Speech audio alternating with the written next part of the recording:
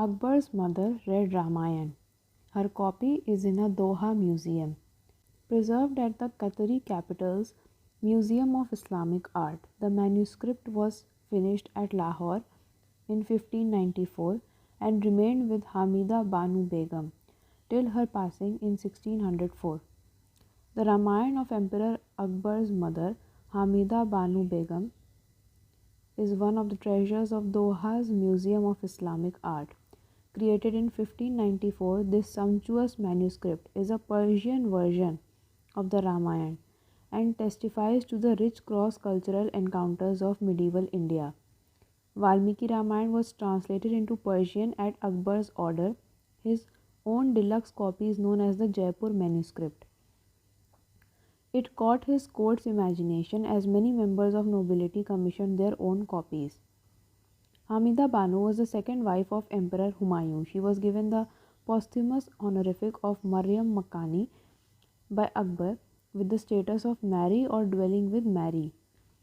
Her copy of Ramayan was originally made of over 450 folios with 56 large paintings.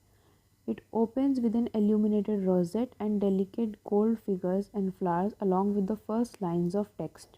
There is a framing story of how Valmiki came to compose Ramayan, and each book has been translated. Chapters and couplets are laid out with the Sanskrit terms sarg and shlok. Most of them conclude with the phrase, "and God knows best." Wa Allah alam bi al sawabi.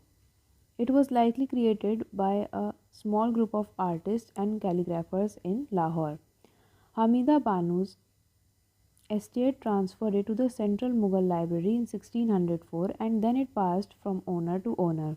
It has sustained some damage from water and insects and has been restored several times.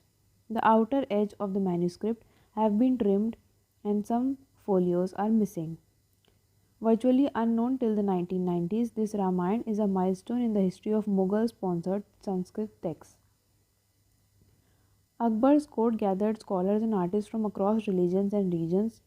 Turks, Persians, Parsis, Rajputs and Brahmins were employed there in various capacities.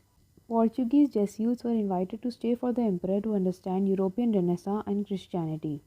At his Ibadat Khana in Fatehpur Sikri, people of different faiths could discuss spirituality and religion. Persian painting traditions came to Mughal ateliers as Safavid patronage dwindled. The Hamzanama, Tutinama, and other manuscripts were commissioned under Akbar. Translations of the Harivamsa, Ramayan, and Mahabharata were created, with Brahmins first translating the text into Persian or Hindi and another set of writers transposing it into elegant Persian. Ram is Ram, but Dashrath becomes Jasrath in this telling. The name Agastya is identified with the name Canopus and is correctly translated as Suhail in Persian. It adapts the epic to Persianate readers by dwelling on marvels, ajibo-garib, fantastical stories that are not intelligible to the intellect. It overlays Persian and Islamic miracles onto the faithful tellings of spells and magical weapons. One illustration about a royal sacrifice includes a few lines of Saadi's Persian poetry etched on a building facade. There are other attempts at synthesis. Manu is equated with Abul Bashar or Adam. Khuda, Persian word for God, appears alongside references to various Hindu gods. The Ashok Grove has been rendered as a palace pavilion. The tasseled red ornaments show the artist's own touch. The painting emphasizes Ram's divine kingship, which would have been of special interest to the Mughal court. The Doha Ramayan is a glimpse into the language, art, and literature of the 16th century North India.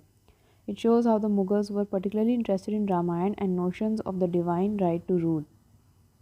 Hamida Banu's special interest in the epic is notable, and she is said to have related to the endurance and hardship shown by Sita.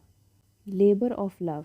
Hamida Banu's Ramayan passed through many hands before it was bought by Qatari royal Sheikh Saud Al Thani in 2000. He also acquired most of the illustrations that had been removed from it to make it nearly whole again.